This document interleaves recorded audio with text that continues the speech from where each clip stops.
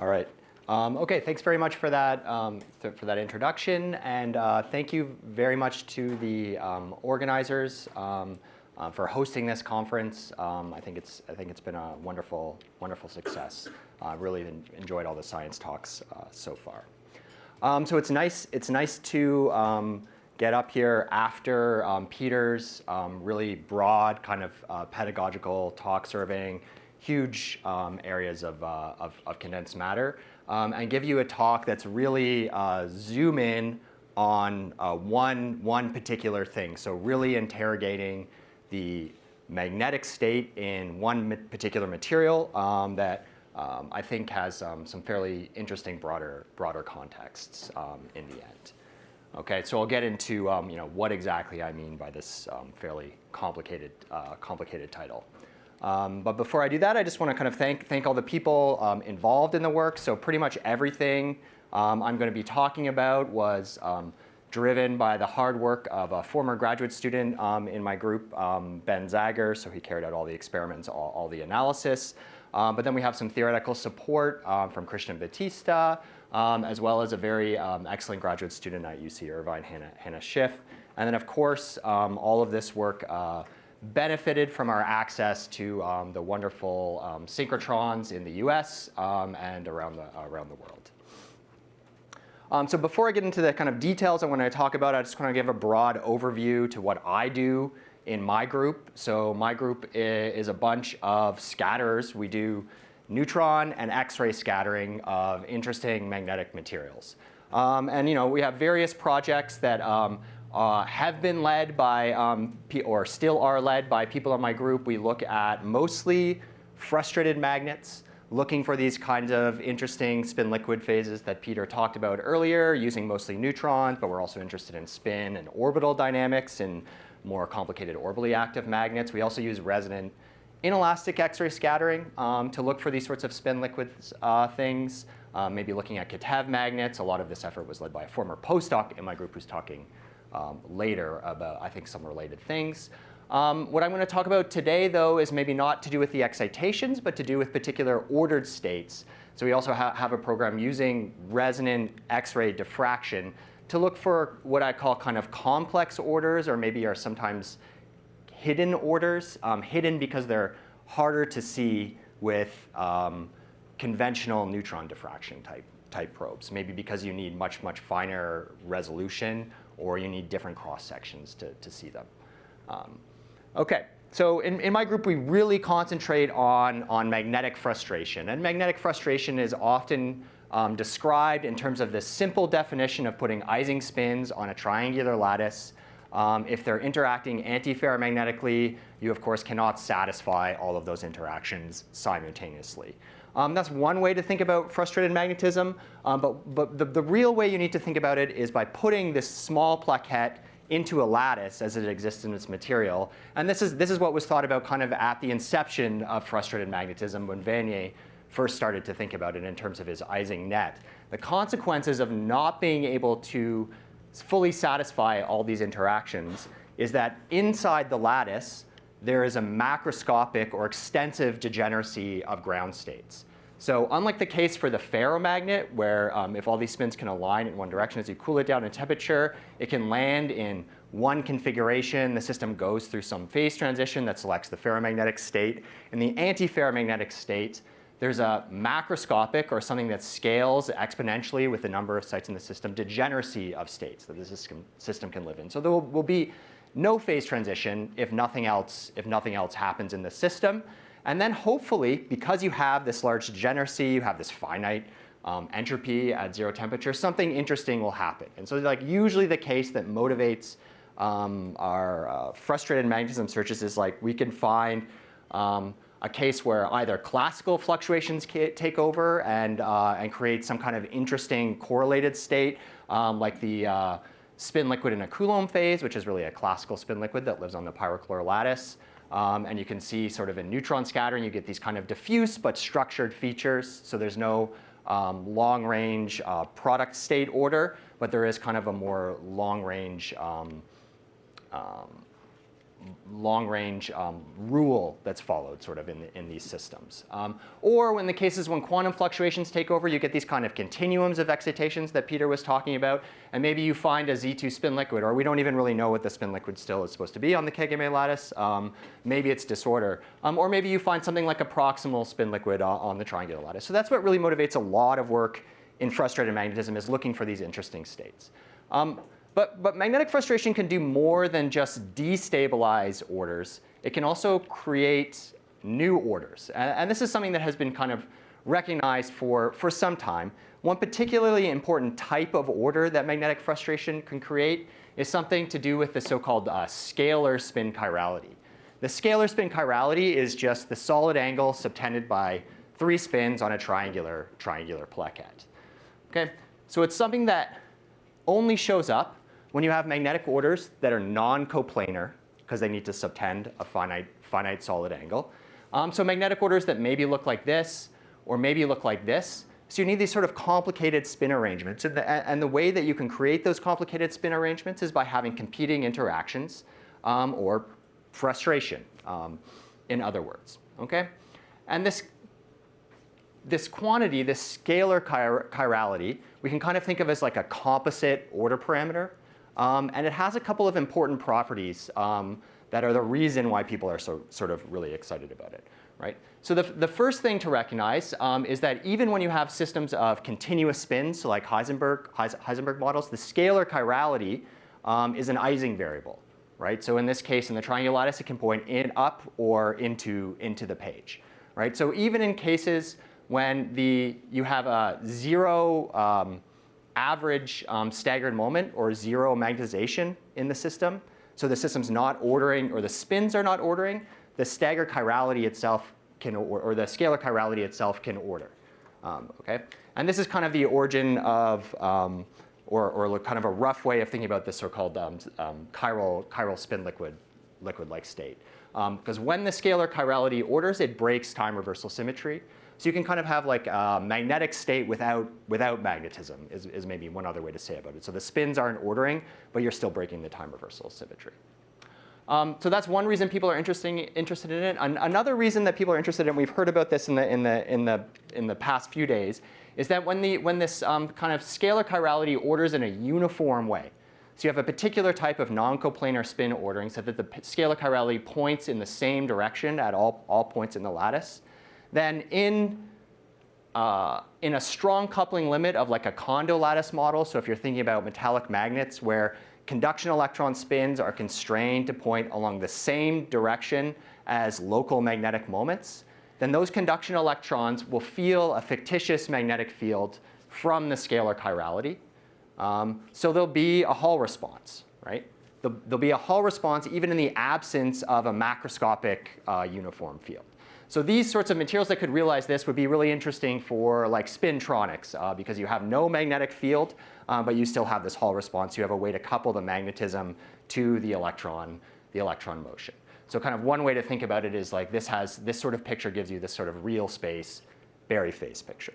And sort of these two ideas had kind of kicked off for some time now, for like at least 25 years now, a very kind of directed search at looking for different materials that have these kinds of complicated non-coplanar types of orderings. Okay? And one example of material that I want to talk about today falls into this family of transition metal intercalated niobium or tantalum disulfide. So you take 2H niobium disulfide or tantalum disulfide and you put in transition metals in between the layers. And I'm going to talk to you about just the cobalt version today, mostly about the cobalt niobium sulfide, but the cobalt tantalum sulfide is also an important comparison point, and there's similar physics between these two. Okay, so the transition metal itself forms this triangular lattice. These materials have been known for a very long time. Their magnetic structures were thought to have been worked out even back in the 80s. For the cobalt and the tantalum compound, the magnetic structures that they had thought had discovered were just these collinear type stripy AFM orders. You can't really see the moments here, but they just point in like a staggered fashion this way, and then this way, and then this way, and then this way. Okay, so this is a collinear order. So it was surprising just in 2019 when transport properties were measured in more details on these materials. And they found a very, very large Hall response. Actually, in fact, if you sort of plot the Hall conductivity versus the net magnetization, these materials stand in a very, very nice place for that. They have the smallest net magnetization and the largest Hall conductivity. We heard a lot about, say, manganese 3 tin. The materials are kind of very similar with respect to that. Unfortunately, the temperature scales are lower in these sorts of materials, so maybe technologically it's not so interesting, but from a fundamental physics perspective, it's quite interesting. These are metals? These are all metals, yeah. So these are metallic, but you have local moments sitting on the transition metal sites. Okay?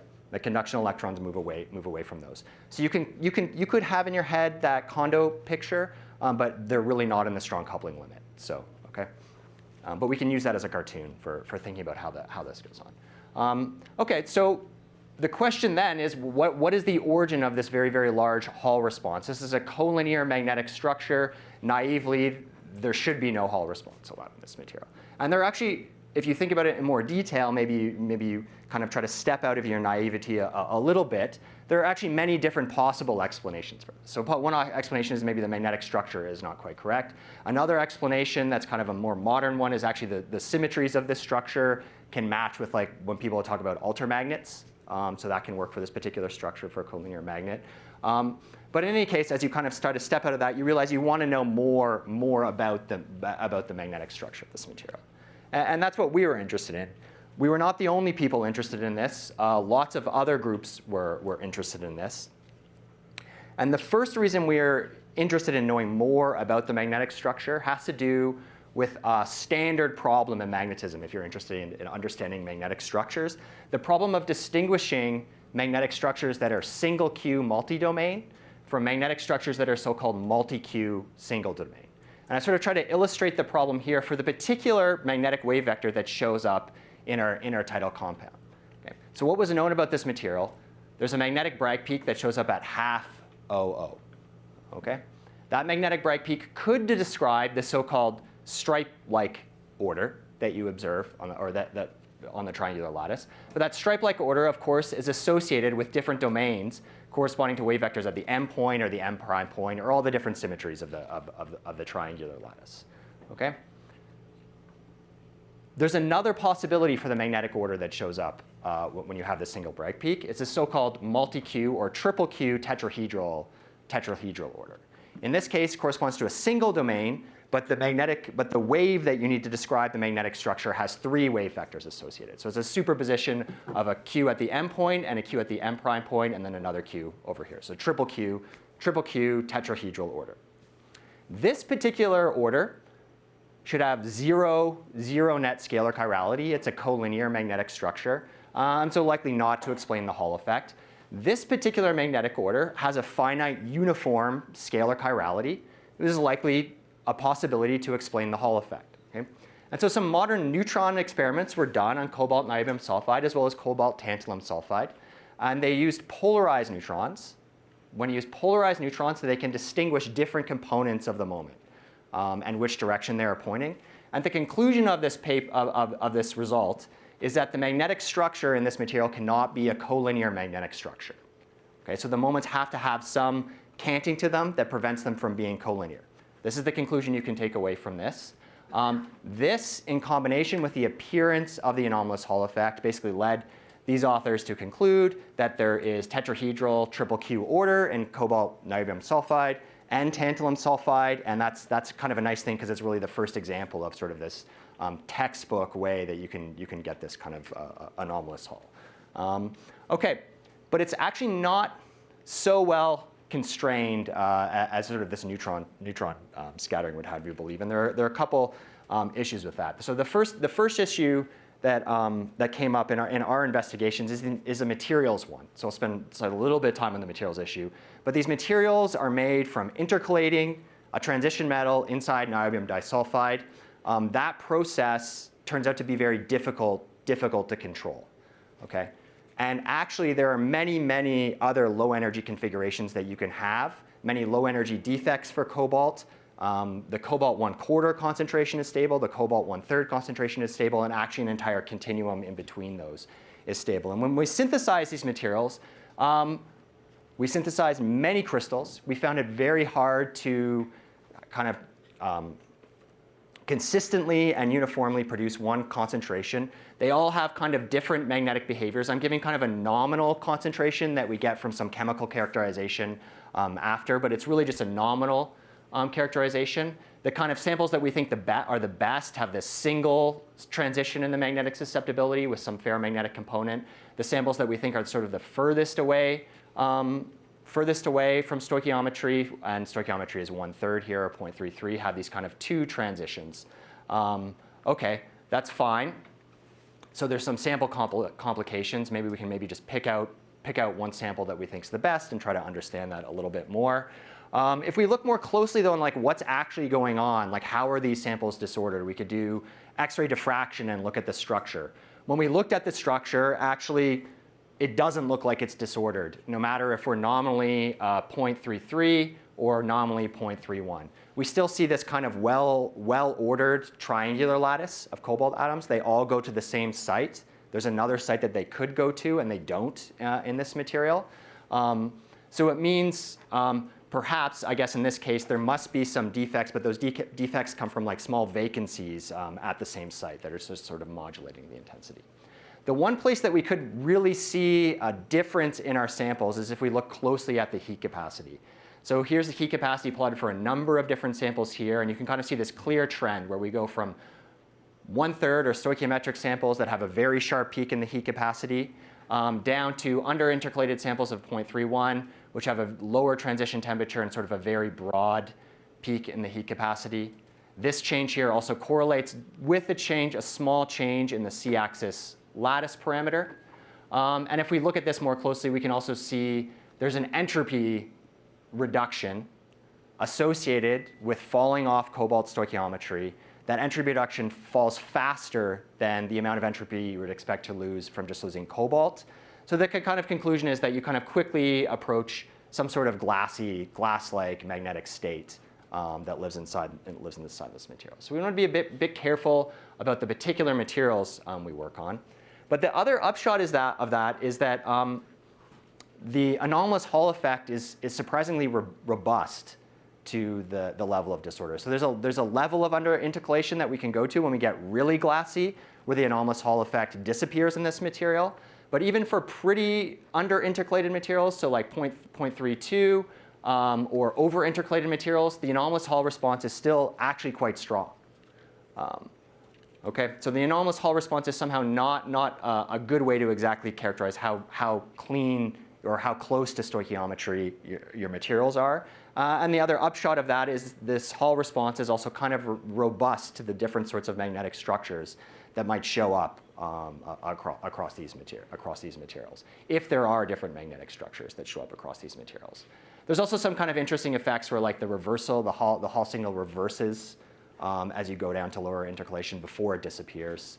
And then sort of some upturns, some kind of like Kondo-like upturns, or maybe spin glass-like upturns in the resistivity when you're really in the glassy regime. Okay, so now we sort of think we have a handle on what materials we should be looking at. We'll look at only those samples that sort of have this really sharp peak in the heat capacity, and ask what does the magnetic structure look like. And here's basically the main result. Okay, so for these measurements, we looked at the magnetic structure. We used a technique that's been discussed previously, resonant inelastic X-ray scattering. In this case, we have to tune the X-ray energy to the cobalt L3 edge. So you come in with some X-rays, you reflect off the material, and then you measure the X-ray intensity. Here, we're just measuring the Bragg scattering. But because we're tuning to resonance, we're very, very sensitive to the magnetic signal in the material. We can also, I only have 5 minutes left. Oh my God. OK. Upshot. This is a very, very fine resolution technique, orders of magnitude better than neutron scattering. And we see additional peaks compared to the central peak.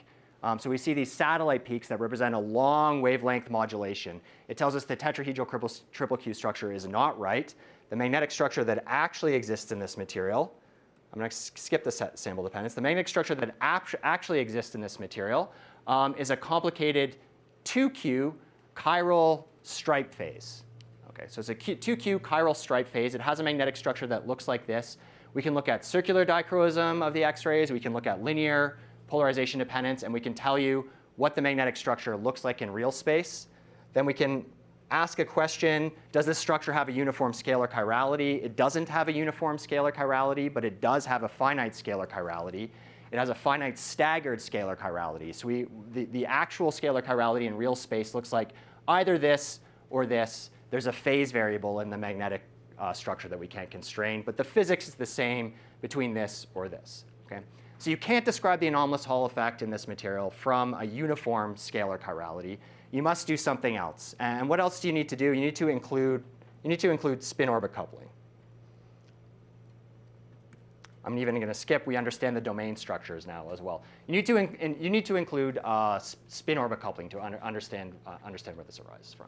So if I compare cobalt niobium sulfide to cobalt tantalum sulfide, which we've also done measurements on, it does appear that the tetrahedral triple Q order shows up in cobalt tantalum sulfide. So you can understand the anomalous Hall effect in that material from this real space Berry phase picture in kind of a cartoony sort of way. In cobalt niobium sulfide is not the case. You need to invoke spin-orbit coupling. Right? You need to invoke spin-orbit coupling, and when you do, spin-orbit coupling and the magnetic structure break all necessary symmetries of the crystal that would otherwise prohibit the anomalous Hall effect. So the anomalous Hall effect is allowed in this case. What's nice is the comparison between these two. In the tantalum compound, you don't need to invoke the spin-orbit coupling mechanism, but it doesn't mean that it's not there. You can't know how large it is compared to the uniform chirality picture. Here, the Hall effect arises entirely from the spin-orbit coupling mechanism, and it's as large or larger than the kind of real space Berry phase picture. The mechanism of the anomalous Hall here is like basically the same as manganese 310. So we reconstruct the band structure. You get this momentum space Berry curvature. The thing that's different than manganese 310 is that we understand the magnetic interactions that have to give rise to this low symmetry magnetic structure that allows you to have the Hall effect in the system.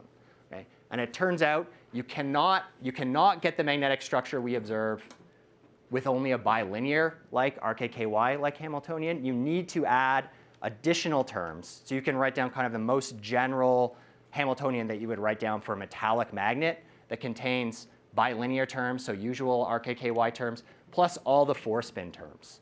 Okay?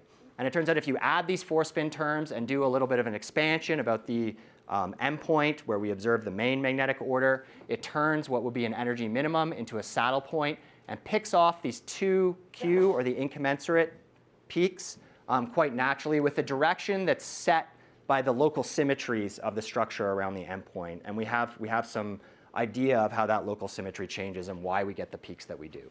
This sort of picture had been talked about for a long time by like Matome and others in terms of theory. So all the interesting multi-Q states you could get when you have this sort of momentum space frustration, but this is really the first experimental example that you really do have these kinds of 4-spin interactions in metallic magnets. So I think it makes it like a really nice new platform for investigating frustration in momentum space.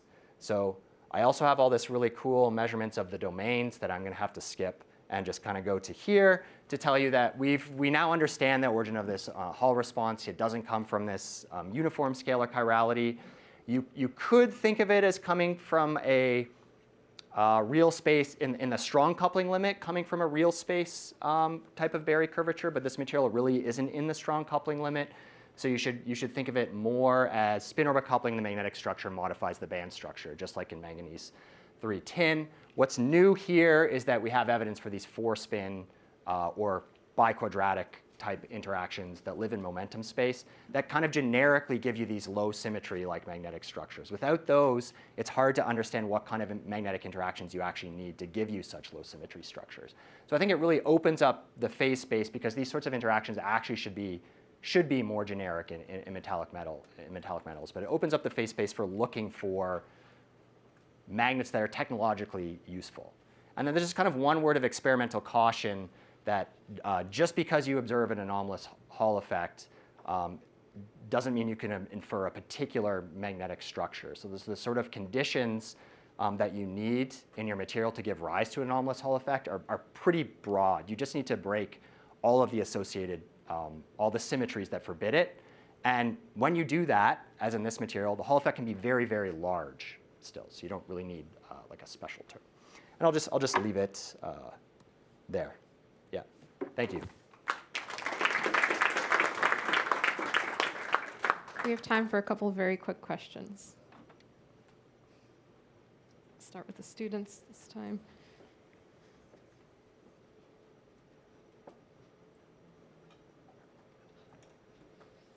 It's a maze. Thank you. Yeah, thank you for the nice talk. Just wondering, so you said all those samples, they are like nominal stoichiometry.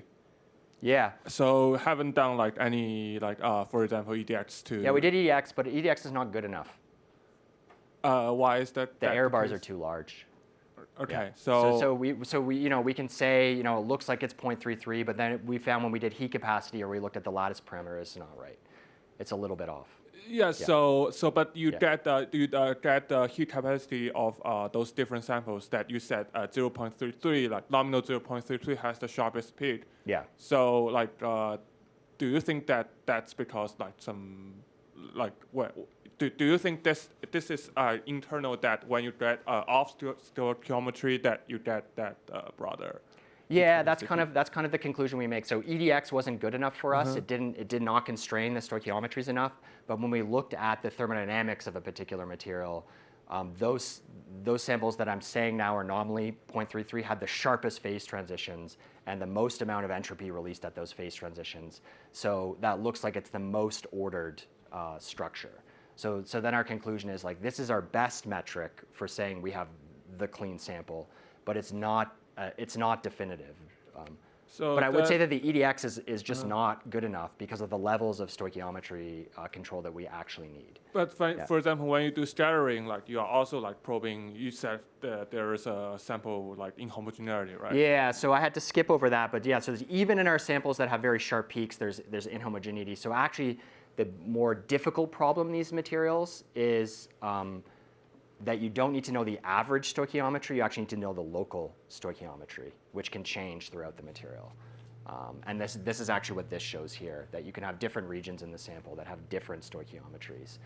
Somehow this sample still gives rise to very, very large Hall response. But if you want to have control over this stuff, it's tricky from a chemistry perspective, yeah. Yep, okay, thank you. Yeah.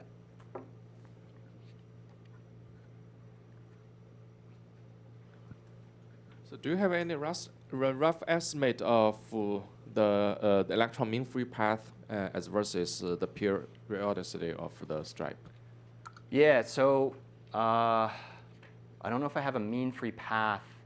I don't know if our transport measurements are that good, but the thing is, it can change drastically in samples that still have.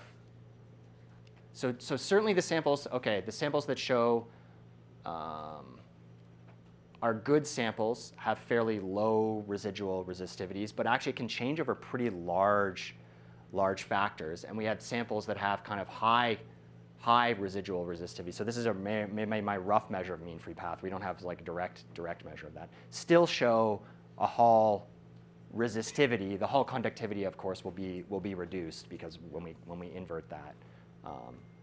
Yeah. Because if the mean free path is smaller than the periodicity, I would expect that the up and down chirality will cancel.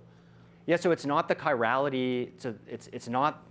You can't understand the Hall response from this chirality picture, right? It's just the magnetic structure breaks all symmetry. The crystal structure turns out to be fairly low symmetry in the first place. The magnetic structure breaks all symmetries that would otherwise prohibit the Hall response. So when you have spin-orbit coupling, it's allowed, and it turns out that it's also large. Yeah, yeah.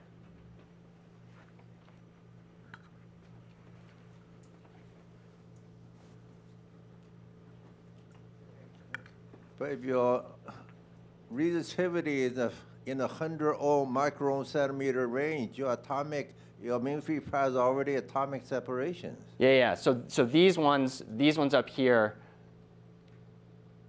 are glassy.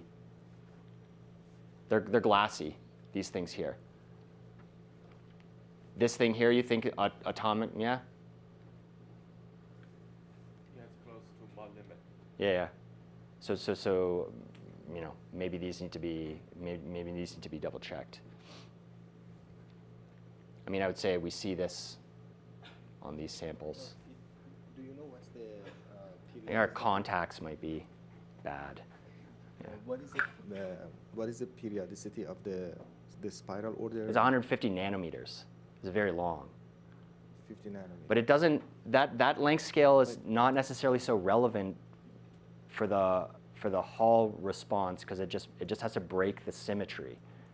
So we have to break a two-fold rotation symmetry in the plane and a six-fold rotation symmetry of the crystal structure, and just having those satellite reflections breaks that symmetry inherently.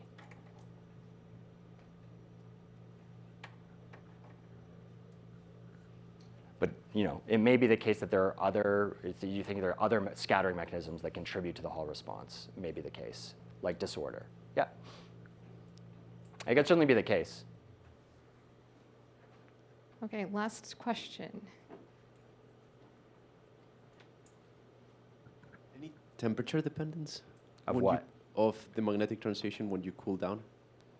This is the temperature dependence. Sorry, cooling rate dependence. So there's glassy physics in these things. Like we can look at relaxation and things like this.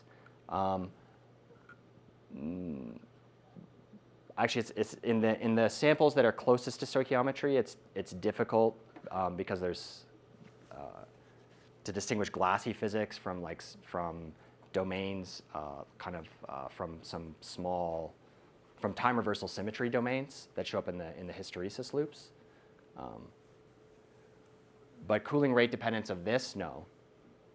Yeah, like we could cool down fast and see this. But if you look at the uniform magnetization, that will relax slowly. Yeah. Thank you. All right, thank you very much for the wonderful talk.